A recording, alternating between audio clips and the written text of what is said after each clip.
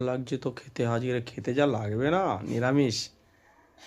Hello বন্ধুরা, রোজ আমাদের দুপুরে ব্লগে রান্না নিয়ে চলে এলাম। দেখো এখানে মুসুর ডাল আজকে কড়াই সিদ্ধ করেছি, করে কাঁচা লঙ্কা আর নুন তেল আর কাঁচা তেল দিয়ে মাখবো বন্ধুরা। রোজ রোজ খেতে খেতে ভাল লাগছে না।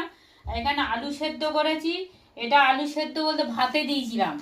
এটাও ভাজা লঙ্কা কাঁচা তেল আর নুন দিয়ে মাখবো।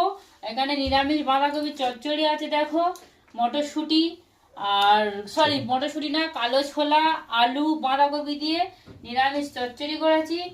ফোড়নে তেজপাতা শুকনো লঙ্কা জিরে ফোড়ন দিয়েছি, অল্প মিষ্টি দিয়েছি, গরম মশলা দিয়েছি বন্ধুরা, দিয়ে এই সবজিটা বানিয়েছি। হ্যাঁ, এই চচ্চড়িটা মা খেতে ভালোবাসে। আজকে মাম্মামের স্পেশাল খাবার হয়েছে। দেখো বন্ধুরা, কেন ডাল মাছ খেতে ভালোবাসে না, ওর জন্য ডাল সেদ্ধ আর আলু সেদ্ধ দেখে একদম এই দেখো দারুণ খেয়েছে, খাবে বন্ধুরা। তো ব্লগটা এখানে শেষ করছি।